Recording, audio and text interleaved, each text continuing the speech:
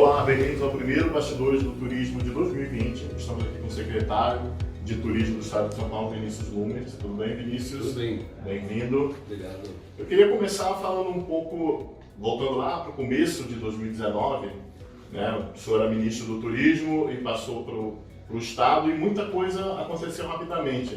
Tem uma diferença de agilidade na máquina, tanto na esfera federal, tanto na esfera estadual, ou tudo depende de vontade política? Não, tem uma diferença no modelo de gestão do governador João Dória.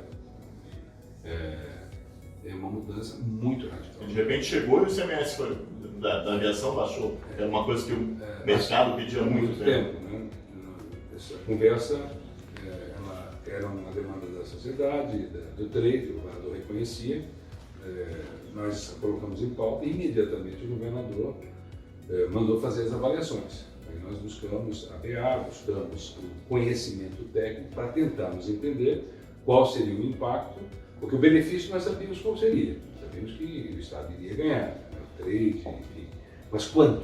E quanto tempo o sacrifício fiscal que se impunha iria custar para os cofres públicos num momento de transição do governo. Tem aí também um ato de crença, de coragem, não só de caráter racional, mas também de caráter intuitivo. Que o gestor ele tem que ser racional, fazer as contas, mas tem um momento que o futuro não é 100% previsível. E aí você, com a sua experiência, a experiência do governador, com a nossa experiência, com a experiência do Meirelles, do outro lado da mesa, do Edu Sanovics, o Kakinoff, todas as aéreas, nós começamos a construir essa troca e nós propusemos que eles se comprometessem com um certo número de voos. No caso, 460, se não me engano, e hoje já está ultrapassando 700 voos por semana. Que aí garantiria essa redução de custo que voltaria de outra forma. É uma vitamina, né? Você precisa vitaminar o processo, porque você precisa comunicar, olha, está acontecendo alguma coisa para que haja uma reação, senão você vai ter uma perda do imposto, ele demora para retomar e aqui você fica com um problema de pagar as contas, né? O orçamentário, inclusive, que precisa substituir isso no orçamento, para não ficar o orçamento assim. Também a promoção, e combinamos o maior programa de promoção de um Estado brasileiro e dificilmente, eu acho que nem eu passei na Embratur, o que nós nos últimos anos fizemos na Embratur de promoção, e mesmo no Ministério, principalmente no Ministério, é menos da metade que nós, bem menos que a metade que nós fizemos esse ano aqui. Né? Então, e foi muito rápido o processo, por isso que eu falei da questão da vontade política e da visão do turismo como um negócio mesmo. É que é muito organizado. As decisões aqui, as reuniões de colegiado começam às 8 horas, terminam às 12 horas, onde cada secretário apresenta um novo programa que está apresentando. Não é o governador que diz que cada secretário tem que fazer. Os secretários trazem as ideias numa plenária, né? E aí se discute, e aí tem o gol, e aí tem que se comprometer e fazer, realizar, negociar, fazer a coisa acontecer. E isso também nos despachos privados, né, que normalmente são construções dessas mesmas ideias com um pouco mais de tempo. Né? E aí, inclusive, a parte internacional, nós estamos em 122 países, com promoção também. Né? E aí você constrói uma marca, que foi a nossa proposta, São Paulo não tinha uma marca, um conceito para a marca, né? Essa ideia de que São Paulo tem tudo, que as pessoas não se davam conta, né? De que tem muita coisa para se fazer em todos os segmentos, em todas as áreas, essa multitude de questões culturais, esportivas, de natureza que as pessoas também não percebem, de esporte, enfim, é um caleidoscópio de coisas que se apresentam sob uma marca, sob uma dinâmica e com conectividade. Então, no final das contas, o que aconteceu? No final das contas, os aeroportos grandes de Campinas, aqui de São Paulo, Viracopos, Guarulhos e Congonhas cresceram e atingiram 75 milhões de passageiros, cresceu 8%. O interior cresceu 28%. Né? Nós temos cidades novas que foram ligadas. Né? Nós ligamos o interior do estado de São Paulo. Mais recentemente, Araraquara foi uma festa. Para poder chegar ao produto, né? Não adianta você ter um produto. São Paulo é grande, às vezes você leva 5 horas para chegar de um ponto ao outro. 5, 6 horas, até 7 horas.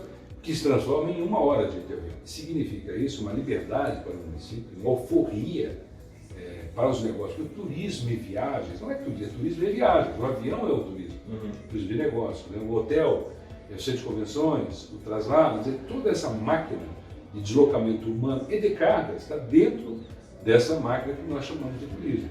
E aí você tem um conjunto de benefícios que começam a rodar. Resultado disso, o que nós imaginávamos que ia acontecer, pelo menos daqui a 6 meses, já aconteceu. Houve um crescimento dos impostos do conjunto da economia do turismo de 24%. Nós crescemos 350 milhões em relação ao ano anterior em impostos. E das aéreas, o dobro disso. Das aéreas, porque começaram a abastecer aqui. Então, quando você constrói sob a ótica da racionalidade econômica, você vê que é possível racionalmente facilitar para que o mercado funcione. O que serve de exemplo, que serviu de exemplo não só para outros estados que estão seguindo a mesma direção, até porque esses voos de 700 frequências, que vai subir, né, vai aumentar, essas frequências vão para outros estados. Por exemplo, o Rio de Janeiro veio com 100, né? Santa Catarina 57. Já teve impacto em 20 estados. Né? Em 20 estados. Vocês publicaram uma belíssima matéria sobre isso, né? O que demonstra, primeiro, que funciona para São Paulo, funciona para o estado, e em seguida o estado também começa a baixar imposto. Porque o Brasil é caro. Ou nós baixamos os impostos e liberamos a economia, e baixamos os juros, porque também baixamos o déficit público, que são as coisas que vêm das grandes reformas, das meso-reformas e das micro-reformas, ou nós não vamos ver desenvolvimento econômico, vamos ver discurso, desenvolvimento econômico, do ponto de vista de sustentabilidade do crescimento, que não seja um voo de galinha, que seja alguma coisa que a população possa almejar, que o valor do dinheiro das pessoas valha, que o dinheiro dos brasileiros não vale. O brasileiro paga muito mais caro pelo mesmo produto consumido em qualquer lugar do mundo. Quando viaja, volta cheio de bolsa, de mala, de coisas que poderia estar comprando aqui. Um carro, por exemplo. Um carro brasileiro custa 1,5 vezes, o mesmo carro nos Estados Unidos até, 1,5 vezes, ou mais, né? E fora as condições de mercado que permite comprar em leasing, etc. E as pessoas, por que o turismo no Brasil é caro? Porque a estrutura é cara. Você precisa baratear para que o dinheiro das pessoas valha, que as pessoas possam poupar e que as empresas possam acumular capital para quê? Para investir. No caso da aviação, o viajante de negócio acaba bancando muito, por isso que o viajante a lazer fica limitado a algumas janelas. Essa quantidade de voos e interiorizar os voos para o estado de São Paulo acaba beneficiando o viajante de lazer. Você veja que é tudo uma conexão de coisas, né? Se você olhar um ato, você não consegue enxergar nele a virtude que é daquele ato ligado aos outros, a virtude maior da eficiência. Porque quando nós, na época de ministro, mencionar na época de ministro, nós conseguimos avançar com aquela MP da abertura do capital das aéreas, a 100%. Foi uma discussão, e quando veio a crise da TAM, então apressou tudo, o presidente Michel Temer imediatamente reagiu, e numa conversa de manhã, em dezembro, à tarde, já estava a MP, né? E aí a reação, o que é? A reação, você vai ver ao longo do tempo, que será a vinda das low cost de forma definitiva. Mas por que elas não estão aqui ainda dentro, como estão na Argentina, como tem estado na Europa, barateando e tal, etc. Esse custo que você falou. Porque está esperando, né? E precisa baixar mais, né? Precisa baixar o custo do que haver do ponto de vista da cotação em dólar, que não precisa, você pode cotar internamente, você pode tirar aquele fundo de reaparelhamento da marinha mercante, que precisa estar lá dentro, você bota em outro lugar, se é o caso. Mas não internalize ineficiências aonde você projeta essa ineficiência para a empresa. Porque mas aí o empresário paga mais, a empresa paga, em vez de pagar R$300 para uma passagem, a empresa pode pagar 1.700. Entre aspas, porque esse custo vai para o produto, né? Vai lá para o cliente. Então a ineficiência, ela suga o país, né?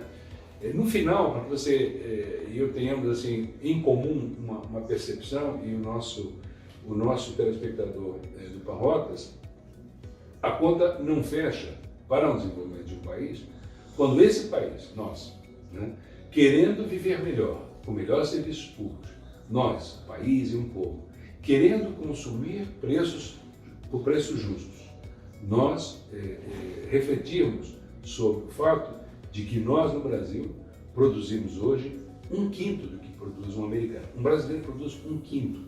Já produziu 1/4, está produzindo 1/5. Aí você diz, isso é culpa do brasileiro, porque não é treinado? Pode ser em parte, mas não é. É a questão sistêmica do imposto, do juro, da taxa. Vamos pegar um exemplo da burocracia. Pode dificultar. Tudo isso se chama custo de transação. O que é custo de transação? Todo custo que é imputado a um negócio que não é preciso, ou seja, que não é necessário, né? Só traz custo e nenhum benefício. Você fala da burocracia, né? Se aquele ato burocrático tem um custo, né? Por exemplo, de uma taxa que não precisaria ser cobrada, porque aquele papel nem precisa, né? E se o tempo de concessão daquilo, ao invés de ser um dia ou uma semana, for 10 anos, que é o que acontece no Brasil, em muitos casos, para um resort, para uma marina, né? Para um empreendimento, você tem um custo financeiro de oportunidade, você não ganha dinheiro, as empresas não ganham dinheiro, não acumularam, não pagaram impostos, etc, etc, etc. Né? E de outro lado, você tem uma coisa menos visível, que em retrospectiva é até imoral, no mínimo amoral, que é a oportunidade de emprego de um pai de família, de uma mãe de família, de um jovem, que poderia, naqueles 10 anos em que não foi dada aquela licença, que vai ser dada, quem sabe até no 10º ano, digamos, né? Aqueles 10 anos, aquela massa salarial, aqueles pais com aquele dinheiro que não ganharam, né? Que um pai acaba na bebida, violência familiar, porque não tem aquele emprego, que não pôde educar um filho com valores corretos, isso some, é como se não fosse a culpa de ninguém, porque é impessoal, né? E isso é uma vergonha num país rico como o Brasil, que tem as oportunidades e vive para trás. Falou em família, viagem em família é prioridade do brasileiro, e o governo de São Paulo tomou uma medida que foi escalonar as férias, né? Dividir. Isso para 2020 já é realidade? É outro exemplo de produtividade. Por que é mais produtivo assim? Primeiro, porque é mais produtivo para a educação. O secretário Rossielli, companheiro ex-ministro também do governo Temer, né?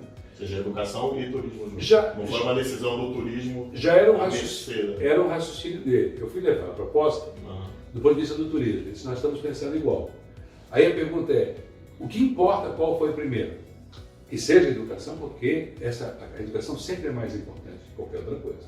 Tá? Então é a educação. Mas por quê? Porque nos países do hemisfério norte, que enriqueceram, que deram certo, onde a educação evoluiu, e não é o caso do Brasil, porque nós estamos na rabeira do PISA, lá atrás, todas as reformas que nos aproximarem da eficiência da educação dos países desenvolvidos, em tese, a priori, é boa. Checa, olha e vê, constate, e é o caso. Por quê? O mundo dividido em 4 partes, chamados quarters, né, é mais eficiente para o professor que tem a parada dele. Por exemplo, para reprogramar as aulas, a fazer as avaliações, que lá eles fazem. No Japão, nos Estados Unidos, na Alemanha, na Finlândia, fazem. Mas mais fácil saber a evolução do aluno em 4 trimestres do que 2 semestres. E o professor pode ter férias ou não, ele pode continuar preparando as aulas e o aluno não cansa. E também o aluno em fase de alfabetização, com 1 mês de férias em julho, também não é bom, porque ele acaba esquecendo, é muito tempo. Então, você tem mais férias mais frequentes. É como nós dois, por exemplo, se nós decidíssemos comer mais vezes durante o dia, nós seríamos mais magros. Seria bom. É uma boa ideia para nós dois.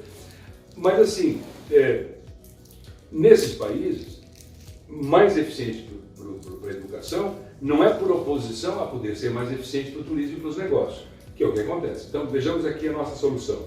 Como nós temos uma CLT que permite 3 momentos de férias durante o ano, como nós temos apenas em julho, por exemplo, para pegar o caso que era 30 dias, agora nesse ano já é 15, as pessoas só viajavam 11 dias. Por quê? Porque mudou a estrutura da família. Não tem mais aquela temporada na casa da avó lá, que foi todo mundo, né? Ficar 30 dias lá na casa não sei da onde, né? De um parente. A mulher trabalha, né? A família tem uma outra estrutura. Então, nesse caso, essas 2 férias, que são 2 finais de semana, com uma semana, né, com uma semana no meio, dá 9 dias no total em abril e em outubro, elas podem ser com a CLT alongadas para 15 dias, né? Ou com algum programa do governo do Estado, ou com um programa, enfim, qualquer tipo de programa que permita uma viagem dentro de São Paulo, para fora de São Paulo, até para o exterior, pela metade do preço ou menos. Porque veja agora, uma pessoa que pudesse viajar agora em janeiro para o Brasil, para São Paulo ou para o mundo, ou em julho, é muito caro. Né? Muitas vezes a pessoa pode dizer assim, eu vou é mais caro, mas eu quero visitar a minha família lá em Pernambuco. Bom, então vai. Né? então eu vou ficar lá 15 dias. Ou outra alternativa. Mas se a pessoa disser, eu vou economizar porque eu quero fazer uma viagem realmente de melhor qualidade e eu vou fazê-la em abril, quando os preços vão estar menos da metade. Um benefício melhor. E um benefício aqui em São Paulo para um micro para um pequeno empresário que está lá em Campos do Jordão naquela semana que está vazio, ou está lá em Ilhabela, ou está lá em Eldorado, perto das trilhas e das tem muitos picos, né? O verão em Ilhabela, julho em Campos do Jordão e depois fica aquela dificuldade. Essa dificuldade, a questão da sazonalidade também faz com que muitas vezes se demitam pessoas, né, que poderiam continuar trabalhando, porque a empresa pode se segurar e se manter. E a indústria já fez produtos para essas férias segmentadas? A indústria nós já contactamos. O que nós vamos fazer agora? Né? Nós estamos reunindo agora, nesse momento, nesse mês de janeiro, fevereiro, nós vamos preparar agora essa discussão específica, porque a indústria estava esperando a publicação do diário oficial.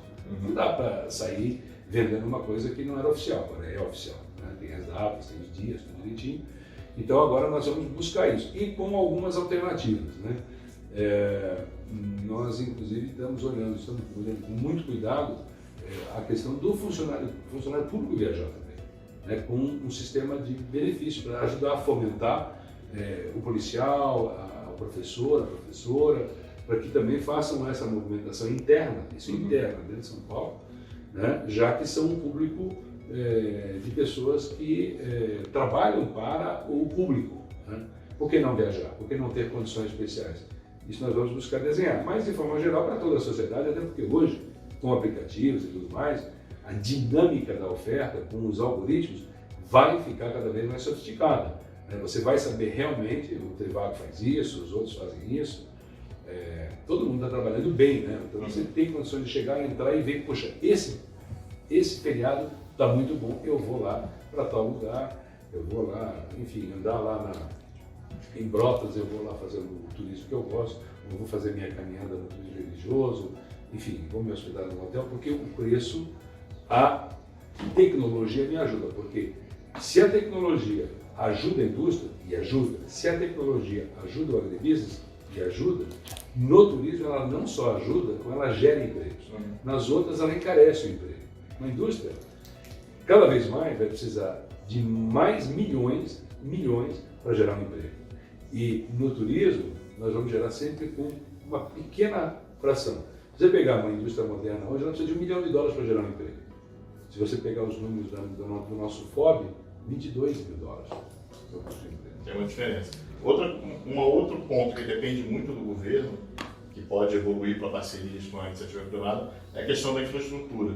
O senhor falou de aeroportos, que a gente tem polos de turismo no interior, por exemplo, o litoral de São Paulo não tem, né, um aeroporto. Tem uma perspectiva para isso? Como é que o senhor vê a questão da infraestrutura para facilitar o acesso a esses polos que são mais distantes aqui da capital? Bom, primeiro nós estamos colocando voos nos aeroportos. O governador João Dória brinca que tem muito aeroporto aí que só tinha passarinho e urubu, né? E é verdade, não tinha voo. Né? Então nós estamos integrando aí 16 aeroportos que não tinham voo, passaram a ter voos. E que estavam prontos para receber voo? Outros já em curso, até, eu diria, mais uns 4, 5 meses, podendo chegar a 21, né? Que é o número de aeroportos ligados ao DAESP, que estão em processo adiantado já para privatização. Né? Já foram feitos os estudos, agora estão sendo feitos blocos. Né?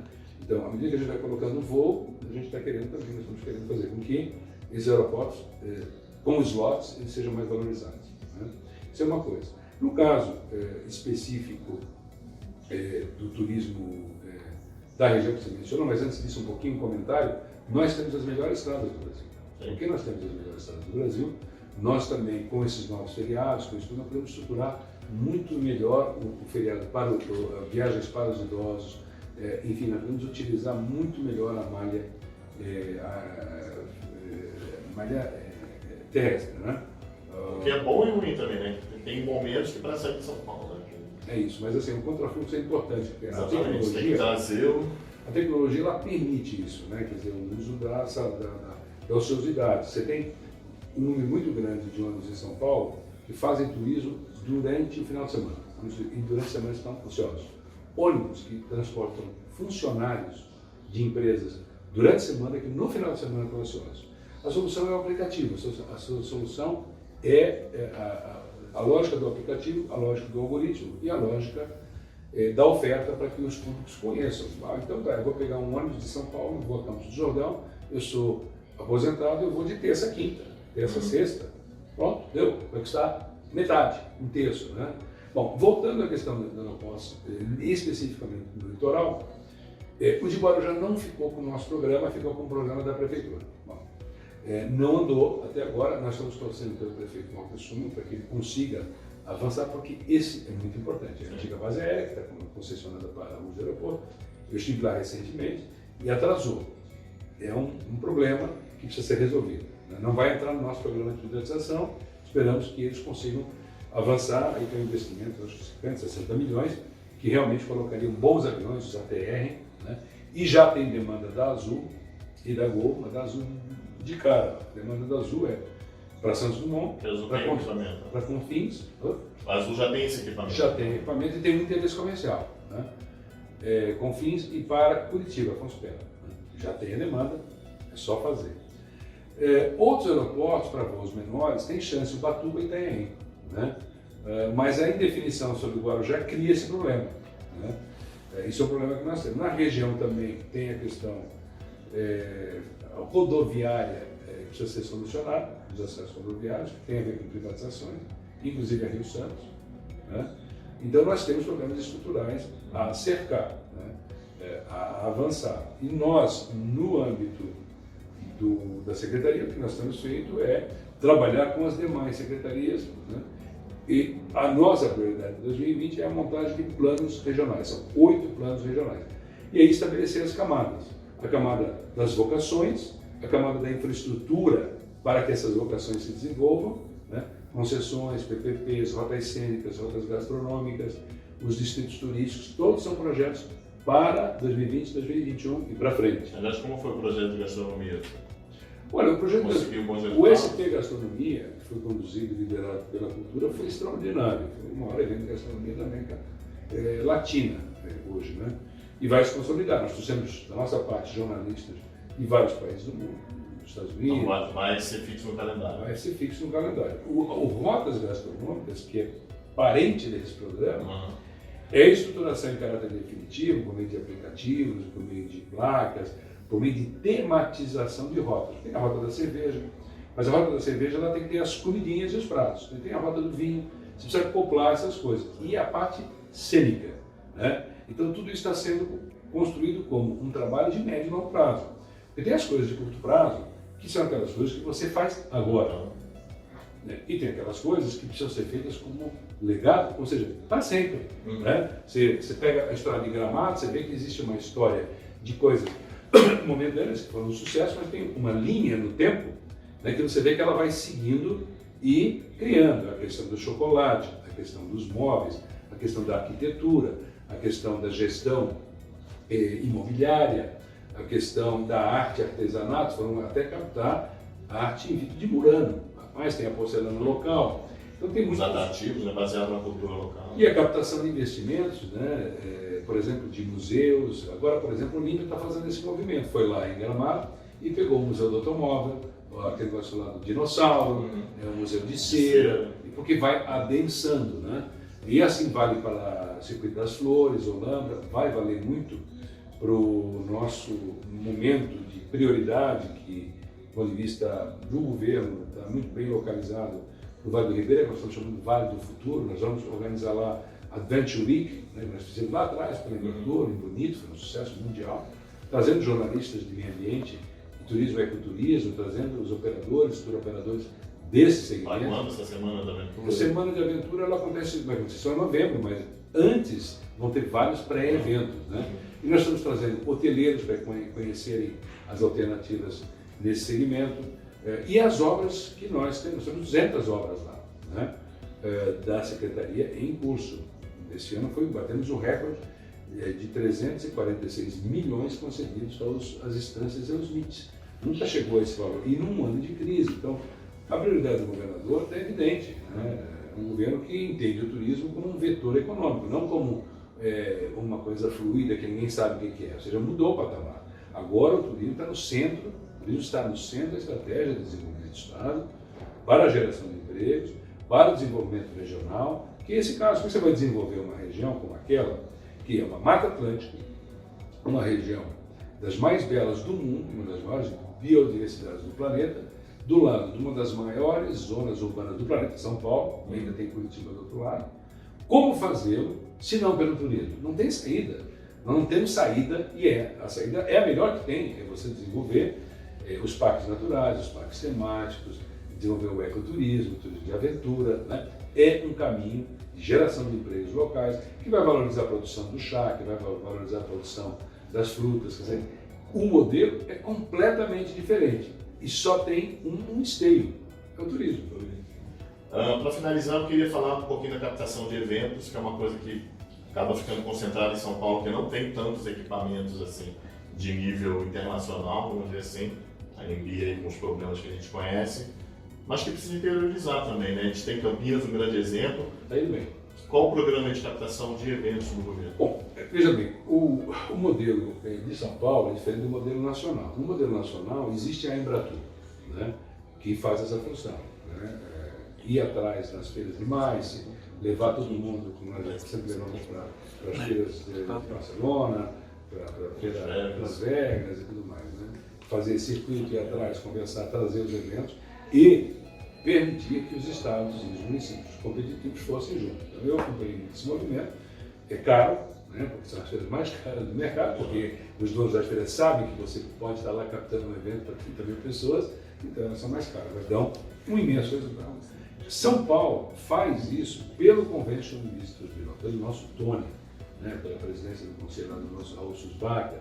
É um grande centro, o Convention Bureau é um grande centro de captação de eventos que tem uma enorme agenda de presença internacional. E nós, o que é novo aqui? Nós estamos indo junto agora, trabalhando junto, né? Porque nós trabalhamos aí trazer o voo, negociar a companhia aérea, agora nós recebemos o voo de Munique, da Lufthansa, recebemos um voo novo, não tinha, né? Montreal, com um stopover, que é outro programa que nós lançamos, já tínhamos lançado com as aéreas brasileiras, agora entrou a internacional, 4 dias de graça. Eles pegaram, trouxeram jornalistas, os tour operadores, eles foram lá no Litoral Norte conhecer. Nós fizemos esse trabalho de intermediação, levamos eles para passear, para conhecer, como nós fizemos com jornalistas no press trip do SP Gastronomia. Esse é o nosso trabalho, né? Mas como nós temos um convention forte, com uma enorme agenda, nós estamos acoplando e juntos nós estamos montando um fortíssimo digital, que é onde as coisas vão acontecer. Então a nossa expectativa, já agora em março, abril, termos esse digital muito robusto para ajudar a fazer essa venda, né? Colocando mais claramente esse cardápio de opções. Né? Agora, aqui em São Paulo, eu diria com clareza que o que você mencionou do AMB é um problemaço, né? Precisa ser resolvido. Houve um tombamento dos pés, tal do pé de galinha, dos suportes nas colunas, umas coisas assim que realmente são do atraso do Brasil. Né? Não faz sentido. Né? Existem coisas e coisas. Né?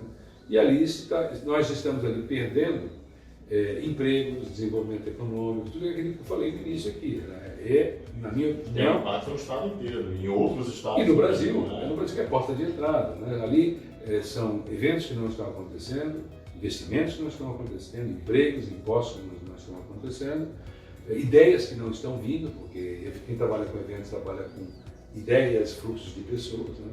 Isso que eu me referi no início, que eu considero, de certa forma, desculpe a minha objetividade, mas nós precisamos ser claros a respeito dos nossos pensamentos, né? E aceitar opiniões diversas, mas, na minha opinião, é uma perda enorme para São Paulo. Mas já existem outros aqui no nosso... O próprio Parque do Ibirapuera como um todo, na concessão, vai receber 200 milhões de investimento e do lado deve nascer o nosso Carnegie Hall, ali onde vem o ginásio. Quer dizer, tem perspectivas boas aqui, você fala de Campinas, tem perspectivas boas no litoral, né? Esse universo deve se direcionar para um outro patamar. E aqui, só para não entrar no assunto, mas mencionar, eu estive agora em Macau e eu vi lá o que eu já tinha visto em Las Vegas, empreendimentos de 4 bilhões de dólares de cassinos e resorts integrados, com centros de convenções, shows, espetáculos, de 150 milhões de dólares de uma montagem de um show, com motéis com 150 milhões de dólares de acervo artístico para as pessoas poderem observar graciosamente. Quer dizer, é outro patamar a direção que nós temos que andar. Estamos caminhando para isso. Eu acho que sim, nós devemos passar. Eu não sou favorável à liberação do jogo de forma irrestrita, mas a nossa posição do governo do Estado, aquela que eu estou autorizado, como estava com o presidente Temer também, é do investimento. Um resort que está sendo integrado é 2, 3, 4 bilhões de dólares de investimento.